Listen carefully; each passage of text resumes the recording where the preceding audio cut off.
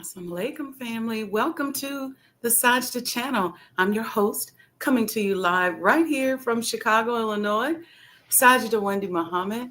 I'm a global thought leader, a spiritual entrepreneur. I've built over $500 million in businesses, and I've helped thousands of conscious entrepreneurs gain access to mental strategies to help them to become happier, healthier, wealthier, and experience more love. I'm just excited to chat with you this morning. This is our morning coffee talks, so I hope you got your coffee ready.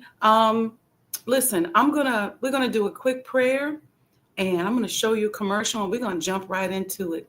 We're just gonna chat. I don't even know what we're gonna talk about, but we'll figure out something. Any questions you have, comments, anything that's going on in the world that you want to talk about, pop it in the chat. This is gonna be just kind of our free-flowing show this morning. Okay, so be a friend, tell a friend, and I'll be right back.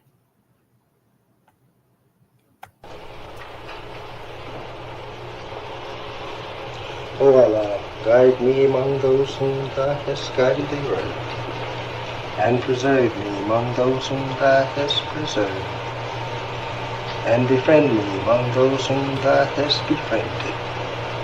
Bless me in whatsoever Thou dost grant me, and deliver me from the evil of what Thou hast judged. Surely Thou judgest, and none can judge against Thee, and he whom Thou befriendest is not disgraced. Blessed art Thou, O Lord, and exalted be Thee above what they set up besides Thee. I bear witness, nothing deserves to be served besides Thee, and I bear witness that Muhammad is Thy servant and apostle.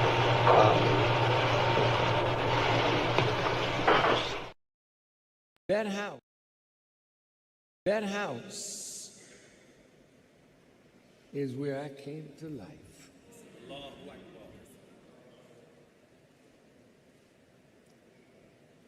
You took pictures of me in that house, but it wasn't quite the room that I was in with Mother Marie. Yeah, I know you do. And Mother Marie, I was just a little baby Muslim. She said, brother, that's not the same child that I born into this world. Allah made him with his own hands.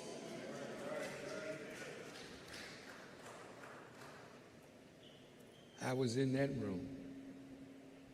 Little did I know that Allah was making me with his hands and the messenger's hands to be his chief helper.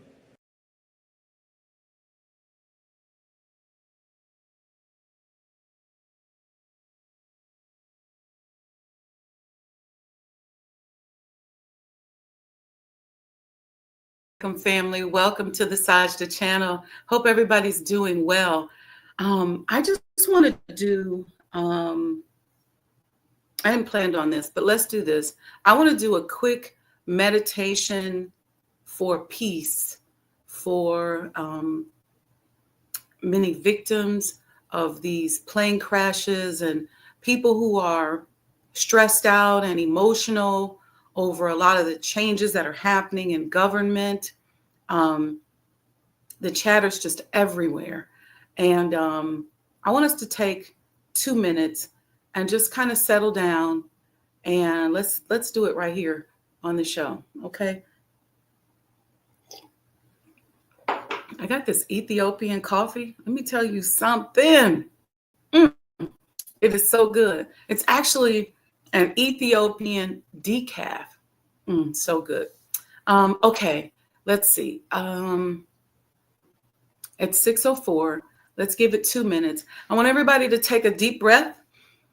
So breathe in and then breathe out. Just let it go naturally. Relax. Let your chest just relax. And breathe in, take in, fill those lungs up with air. And then just release it naturally and just sit there and let's just be quiet for 2 minutes. Don't try to think about anything. But don't try to not think about anything. Just be.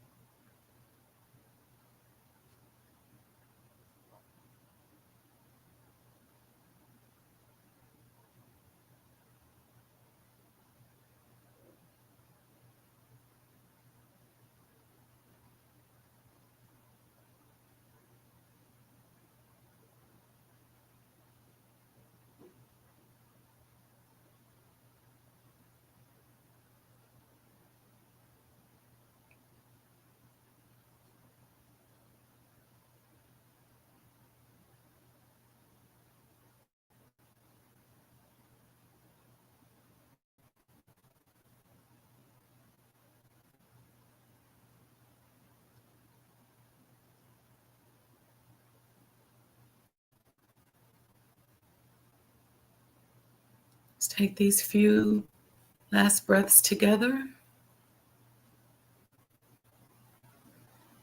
Take one deep breath real gently and just release it gently and slowly come back. Open your eyes, come back to yourself. How'd that feel? Hope it felt good. You know, I have a lot of ideas that flow through my head, and some ideas just kind of flow through like that, right? Like I get them and they don't stay. They just kind of go, and sometimes I'll give them to other people. I say, hey, you know what? I had this idea and it fits with your business, and it just flows through. And so because I work with so many of you and so many entrepreneurs, ideas come often because I'm thinking about your businesses. I'm thinking about just different things that I see that you could do to enhance the business. But when it's something that's for me, it doesn't float by. It just sticks. And if I try to let it flow, like just go, it won't go. It'll just keep coming back and lingering. And one, to really start a meditation and yoga business it's been on my mind for years, but lately it's like almost like a siren in my head. So it's something I have to figure out. We may just start with an entrepreneur app with meditations for entrepreneurs. I was explaining yesterday when I was on the show, Munir and Friends, that I've been meditating since I was 19 years old. Maybe a little bit earlier than that. When I was about it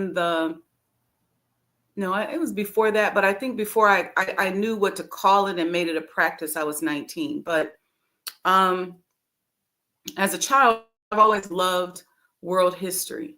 And this is so funny how Allah has such a sense of humor. I love world history and I love dance.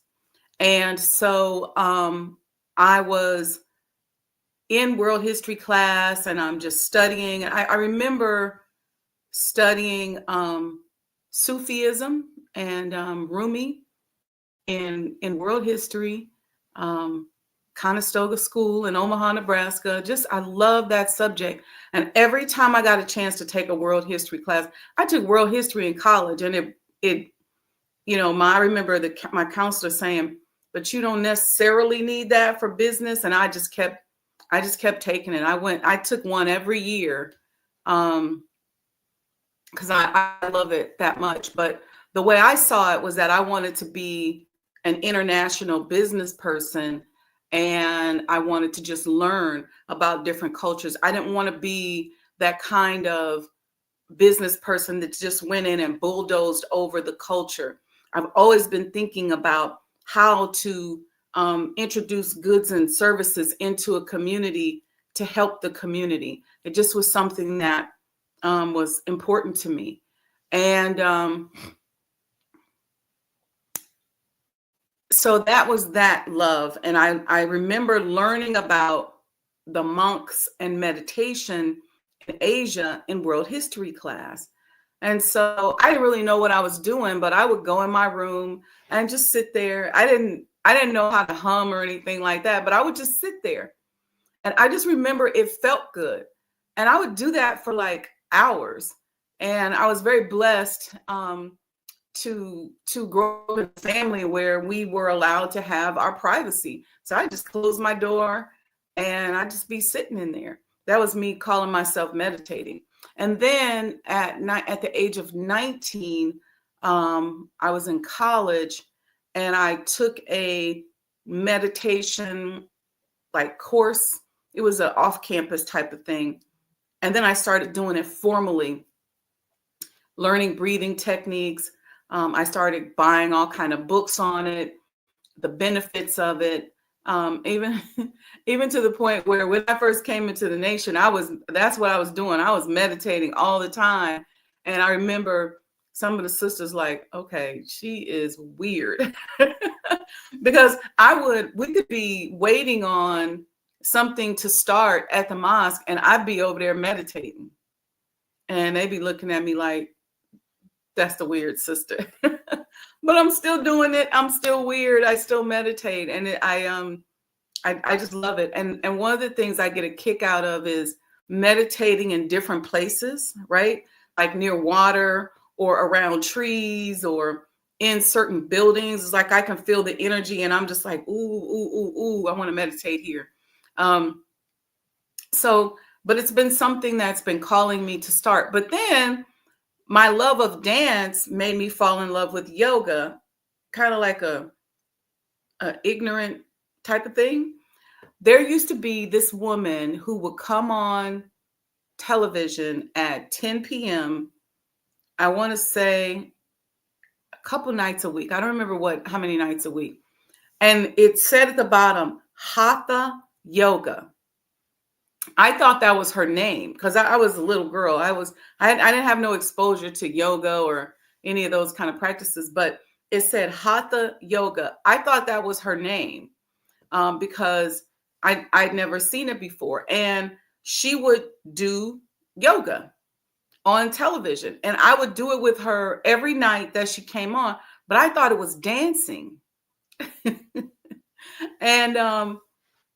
And just over the years, that spiritual form of exercise has been important to me.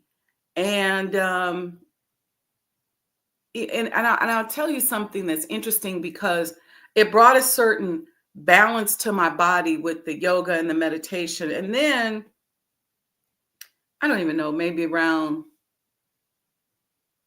way before the pandemic, I started doing boot camps and CrossFits. And somehow I got in my head, I think because of what I was going through and doing, I had some very difficult projects that I was working on. I had in my head that I needed to beat my body up in order to get in shape. So I was doing, obstacle courses and you name it, anything that was physical and rough, I felt like I needed to do to stay in shape. And then I started having like little injuries. I hurt my shoulder once. I banged my knee a bunch of times, and sometimes I still feel the banging that I did on this right knee. But I don't know. I just felt like it. I think it was a thrill-seeking, pain-seeking type of thing that I was going through.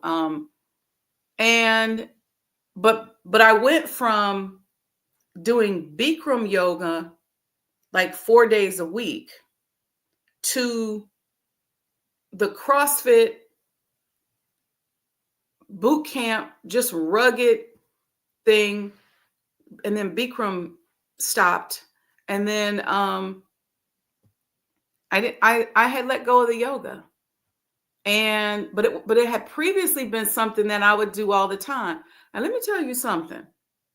Just because you can lift a lot of weights and, do all of this stuff, these obstacle courses that we were doing And I was like, oh, the coaches will say, oh, you are athletes, and they call us athletes. And I like that. And when I tried to get back to yoga, I was like, whoa.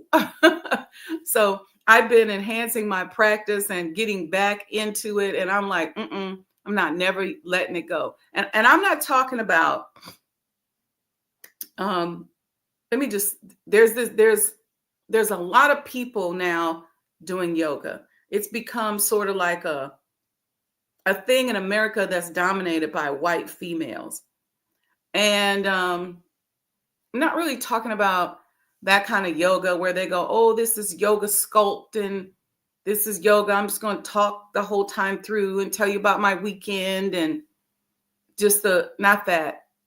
And I don't even want to name no names, and I call it white girl yoga. Not that. I'm talking about the real spiritual comedic yoga that helps you to find, emotional spots and hidden energy in your body that helps you to move your way through it. That kind of yoga that strengthens your body, that helps you to be able to lift and hold your own weight, that kind of thing.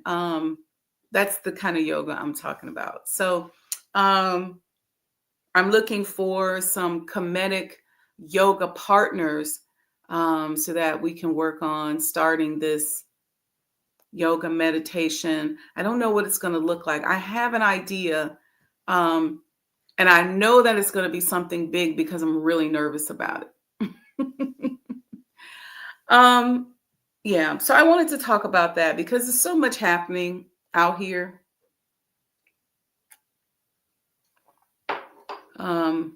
People are really stressed over a lot of the changes that are happening in government. And I want us to dissect. I said this to somebody yesterday. I said, dissect how much of your anxiety has been given to you versus how much of it is based in your true reality and how much of it is real. Because oftentimes when I'm coaching entrepreneurs, we say things like, well, I'm trying to get some different customers. I even had a client one time say, well, I really want some white customers. And I said, so you're willing to stress yourself out, diss your neighborhood or community customers because you really want a few white customers? It's a thing sometimes that we are given. So how much of your anxiety is being driven by the media, by what they tell you should be upset about, and how much is really based on you? I was having a conversation with somebody who literally was crying over the abolition of the DEI program. And I asked her, I said, so you have a DEI contract? You have a contract that you got as a result of a DEI program? She said, no. I said, you have a job that you got as a result of a DEI program? She said, no. I said, your husband has a job or a business as a result of a DEI program? She said, no. I said, your children are in a school as a result of a DEI program? She said, no. I just went down the list. I said, your mom, your cousin, your sister, your auntie, everything was no. I said, and why are you so stressed out over it again? And we were in a coaching session and she just said, wow. I said, somebody told you to stress yourself out over that. Now, for example, if you got a business and your business is going to be ending or your funding is going to be cut off because, maybe because federal funding is ending or something like that, then I get the stress. I said, but I think you might be really just falling victim to somebody else telling you should be stressed out about something that ain't got nothing to do with you. Most of us are not the beneficiaries of these DEI programs. Most of us are not. You know, affirmative action back in the day was for Black people. And then once that kind of went by the wayside, then, and all of this was with Clinton's presidency, where most of our community programs, the recreation centers, some of these after school programs that were really popular when we grew up, some of the job placement programs, most of that stuff got cut during the Clinton administration. Of course, there was no internet back then, so you didn't get to see the signing of the orders. You just knew all of a sudden that when you went to pull on the doors of your Boys and Girls Club or the rec center that they were closed. You just knew that when you went to the basketball court where you used to play in the community, it wasn't open anymore. You just knew that when you went to enroll your child in one of those programs, that they weren't there anymore. We didn't have the internet, but this stuff was slashed wholesale. So most of our park districts around the country don't even have programs anymore. And some of them that do, most of us don't even know about it. But when we grew up, it was very popular to go to the Boys and Girls Club after school, or to go to the Parks and Recreation District for arts and craft, for dance, for so many things, shop class. The Boys and Girls Club had shop classes and cooking classes, and there were all of these different things. People were in marching bands and things like that. Now your parents have to pay for it. So if the community organization doesn't have a grant, then you don't have the money, you can't go, or the parents have to pay for it. Now they got AAU basketball. To have your child in basketball is very expensive now, because you got to pay for all these tournaments and all these coaches. It used to be back in the day, they would just go to the park district. So that stuff was cut a long time ago. And then they came up with, I don't know under what presidency this was in, but they came up with these DEI programs, diversity, equity, and inclusion, DEI, that included everybody.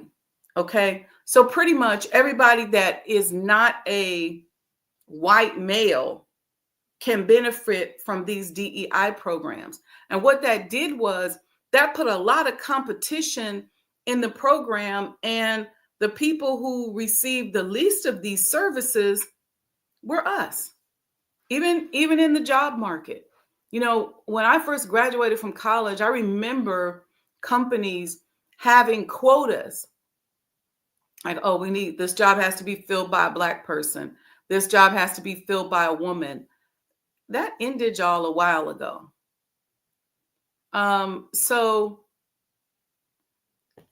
Be careful before you're being made to be stressed out about something.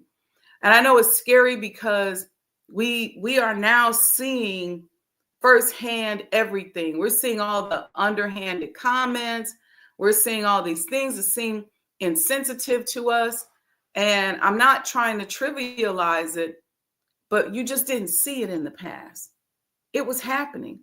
See, when Biden wrote the crime bill that resulted in locking up so many people in our community, it wasn't on the internet.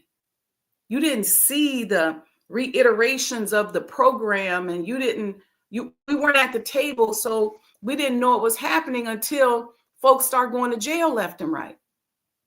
So they start raiding our community after they brought the drugs into the community. And one of these presidents, I forget which one it was responsible for just flooding our community with drugs. And again, I'm not being negative. I just want to put some things into perspective for us. Is it very possible that things could get really bad? Yeah. But I want us to be really clear on what we've survived and what we've thrived through as a people. We survived slavery.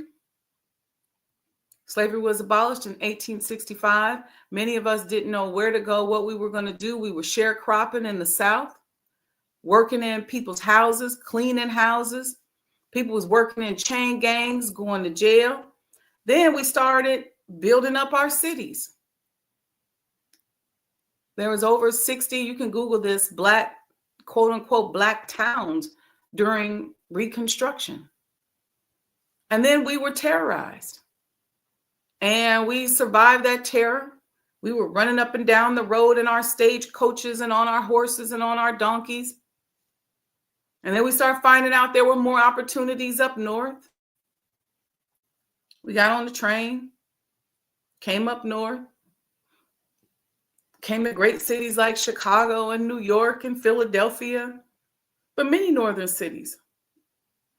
You know, my family migrated to Omaha, Nebraska. So I have family here in Chicago on the other side. I mean, so we migrated. We got up here, and those that came like around in the 20s, there was a lot of opportunities, 20s to the 40s. And then it's like the terror then started up here. There was redlining, certain places we couldn't live, certain places we couldn't go. Dr. King came to Chicago. They bust him upside the head. He said he never seen nothing like it up here.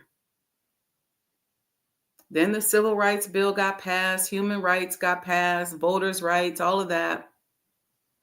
And we got affirmative action, and some of our parents got jobs downtown, and grandparents got jobs downtown, and we're going good for a minute.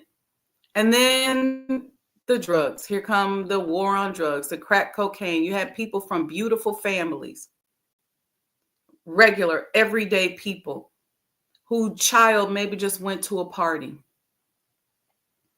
And next thing you know, they was never the same.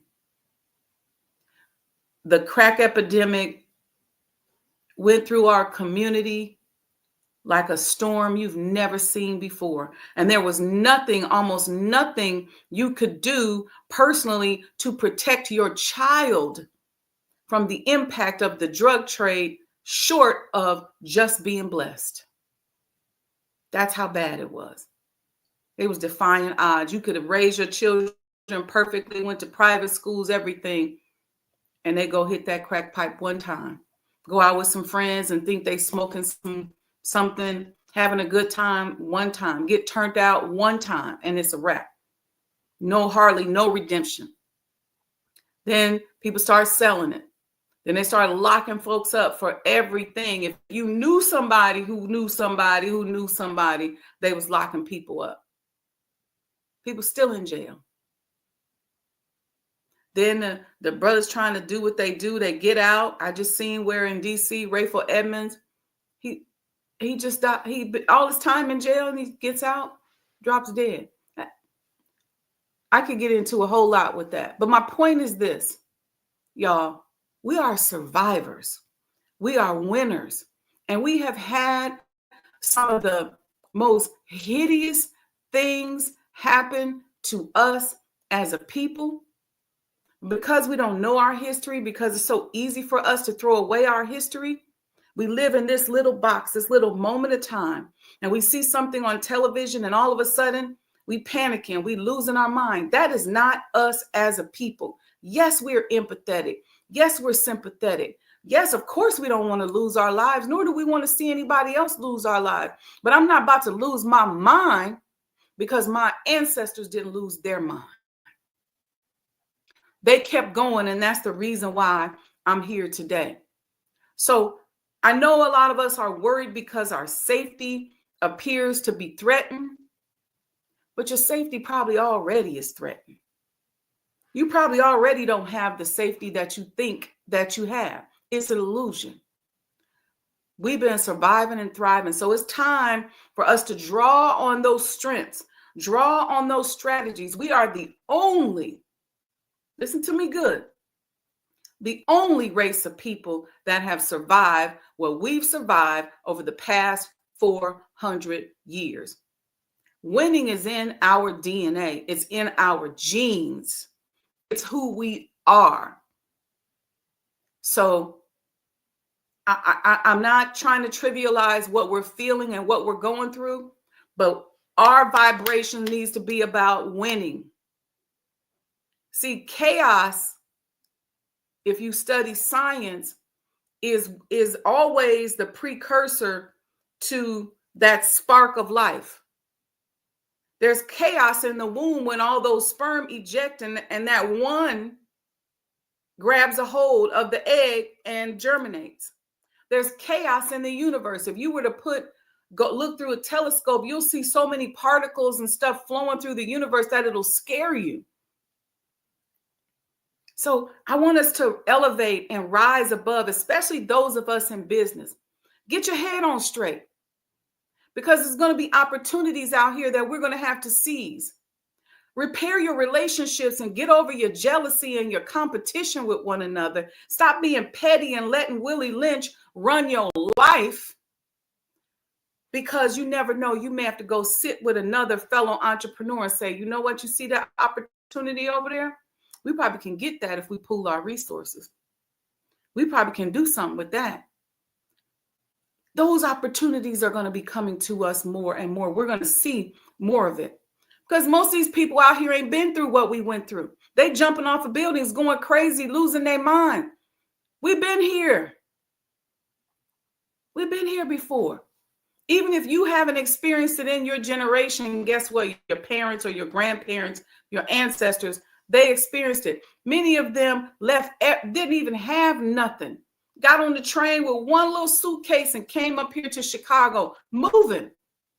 Now, if I packed you up and told you to move up north, you'd have so much stuff we couldn't even hardly get you. You damn sure couldn't get on the train with all your stuff.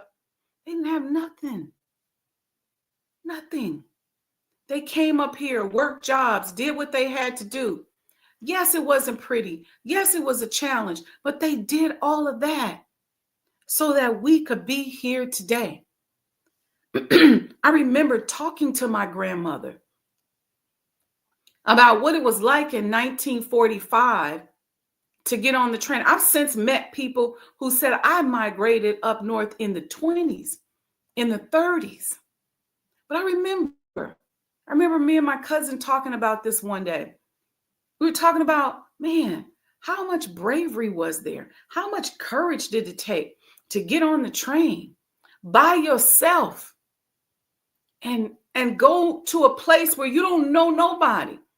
How many of you are willing to pack one little bag, get on the plane, go to Africa and get off? You don't know nobody. You don't know nothing. You damn near don't even know the language. You don't know the vibe. You've never been here before.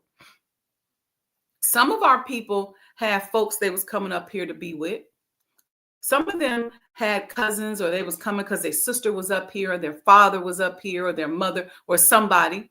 But there was a lot of people that came up here that ended up in suffrage houses because they didn't have anybody. They didn't land well, but they made it. They got up here. They did something for themselves. They learned a skill. And guess what? Through it all, we've been creating, through that period of the Great Migration, we have created industries that this country is hinged upon right to this day. If you just look at, hip hop and music alone, right during that suffering, and all of the tertiary industries and businesses that have grown out of that. We got our education. We went to college. We learned. We studied. We got married. We had children. Let's not fall apart, y'all. Let's not fall apart. Let's stop this back and forth with Black men and Black women. Let's stop hating on each other.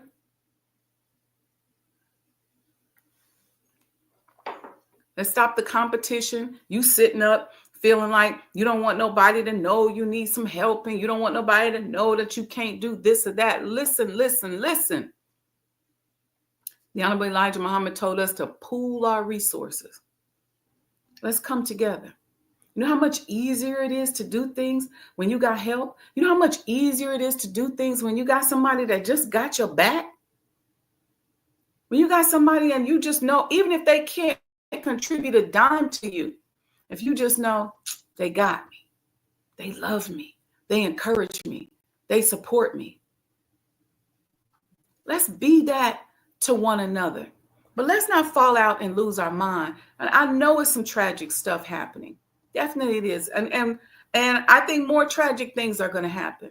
But we got to find a space to call on that power that is greater than ourselves. That's what our ancestors called upon. There was hope.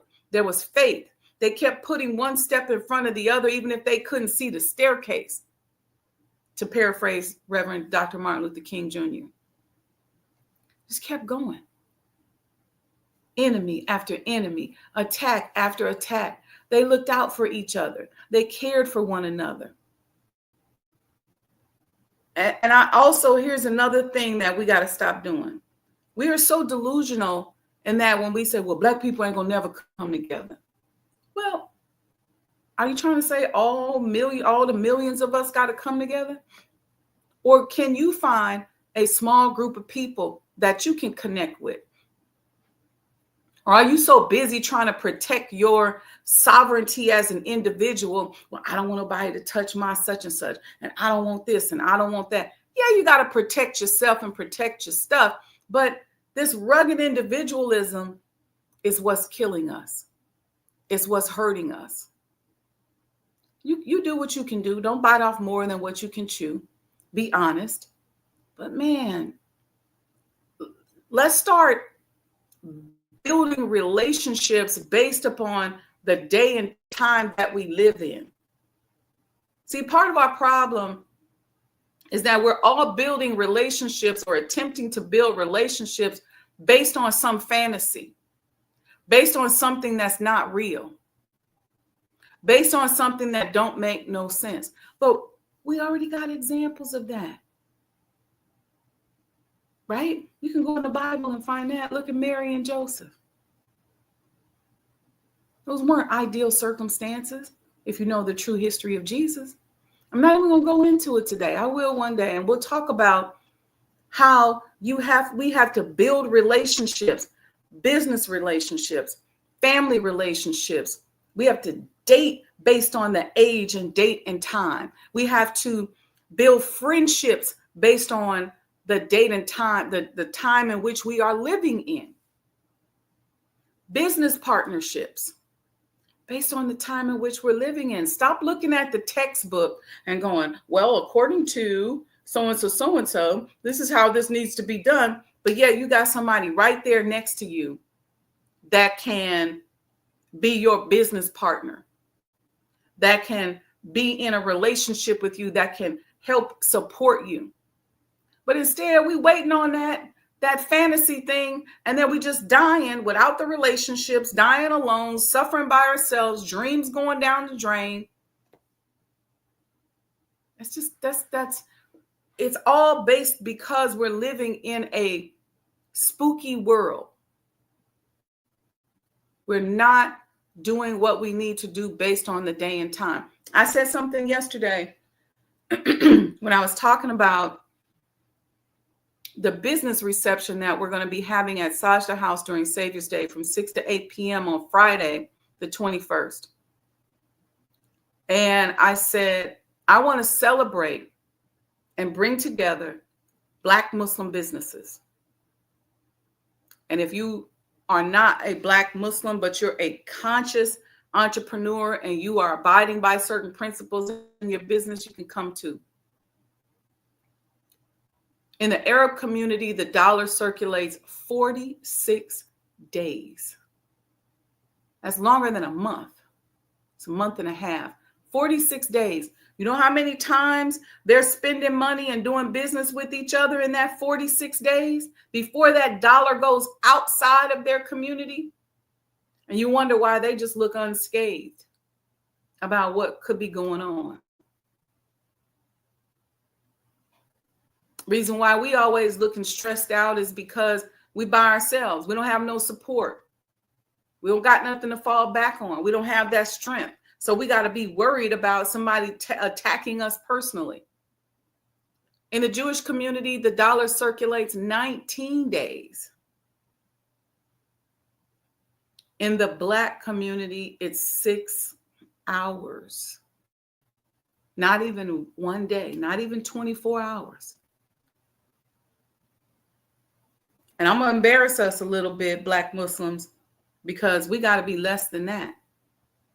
Because if our dollar was circulating more, the average would probably be higher. So what I'm saying is, for those of us, Black Muslims, conscious entrepreneurs, come to the reception, look each other in the face, exchange business cards, bring your QR code. You can't bring any products. There's no vending or anything like that.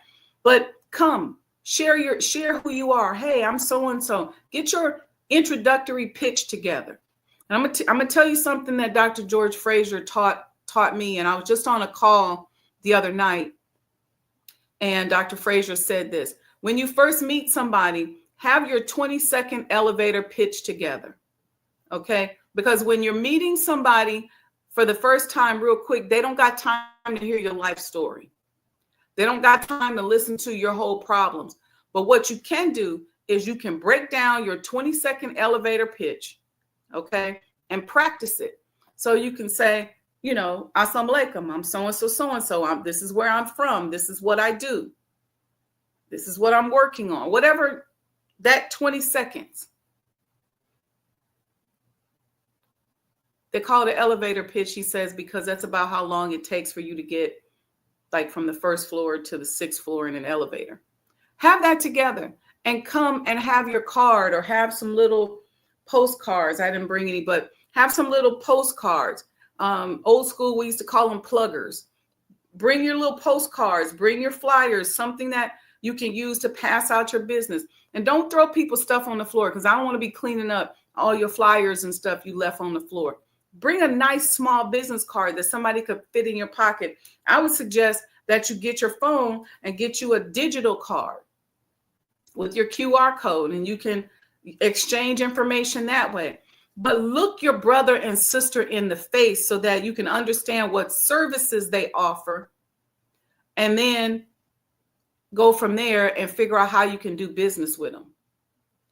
But see, we got to get out of this mindset because I got to go find me some white people to do business with.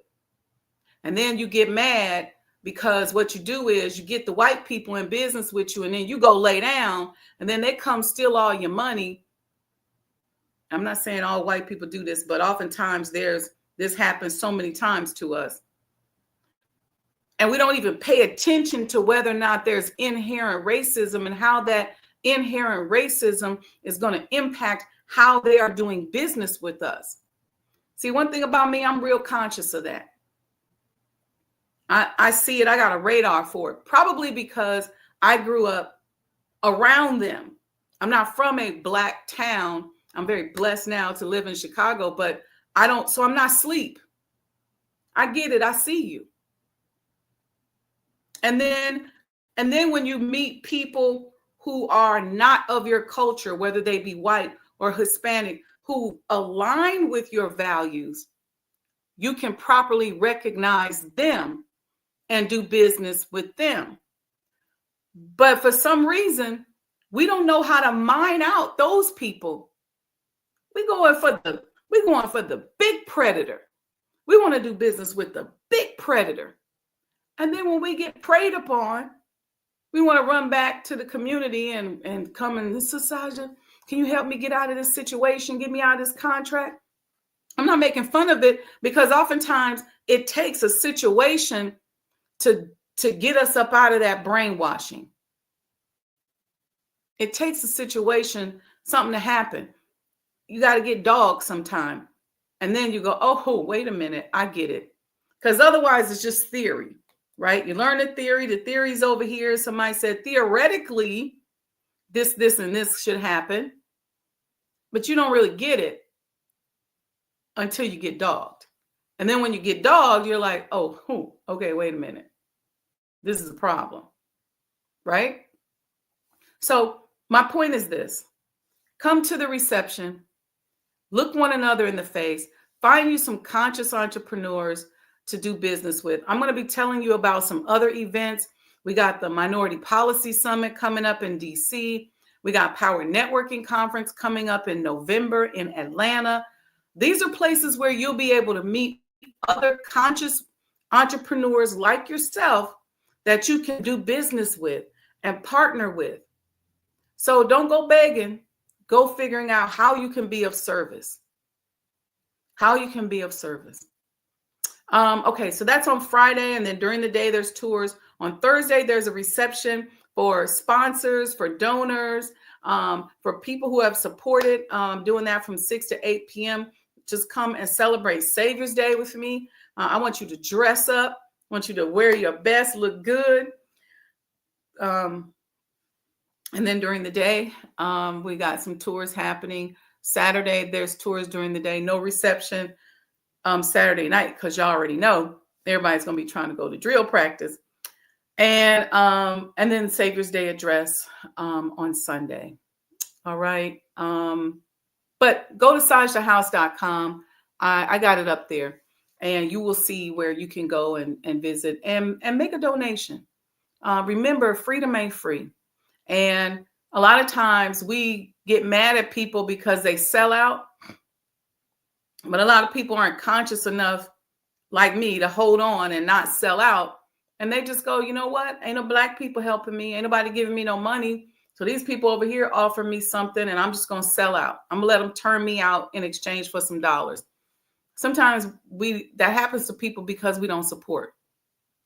You ain't got to worry about that with me. I'm going to thug it out. But I would love your support and help. I am millions into this project, and every dollar counts, every dollar helps. So you can use the QR code right here, and you can go there and get access to our virtual gift shop. Or if you just want to straight up make a donation, you can do that. Go to Sajdah Enterprises on Cash App. You can Zelle us, Wendy 100M. It's all on the website. But we need your support. Go support. And let's see what else. Follow me. Go follow me on Instagram and on Facebook.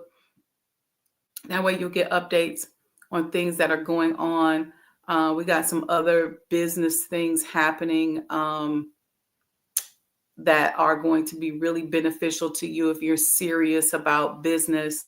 We're going to do a entrepreneur reception around finances next month here in Chicago. So you'll learn a little bit more about that.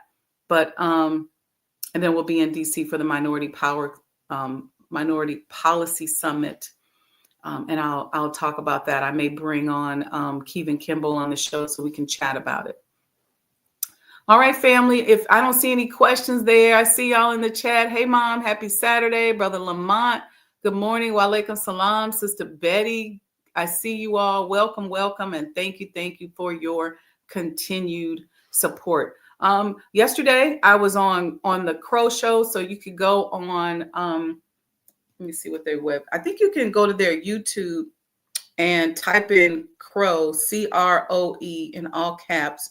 It's the Coalition for the Remembrance of Elijah. And I was on that show yesterday, just talking and promoting and sharing. And we got some more press coming up. And I may do a live later, so stay close to your Instagram. I'm going to do a live, inshallah, from Sajdah House a little later today. Okay, family. Love you all. Make sure you support. Like I said, Cash App, Sajdah Enterprises. You can Zelle us. Go there, buy something at the gift shop, get your tour, but support. We try to make all of this stuff very affordable for you within your discretionary income limit. And I would suggest that you take advantage of stuff now, because I'm going to be assuming that you're going to become a vibrational match to more money a little bit later, and some of these prices are going to go up. But right now, I understand you may not be at a vibrational match where you can pay $500 or $1,000 to attend some of these webinars and workshops. I'm assuming you're going to get there soon. So right now, we got stuff costing in a very affordable manner, $25, $100. We got very affordable stuff out there. So go out there and check it out. But most importantly, keep your head up and remember who you are. All right, family. Love you all very much. And I will see you all, inshallah, a little later today from Sajdah House. All right. Peace and blessings. Have a great Saturday.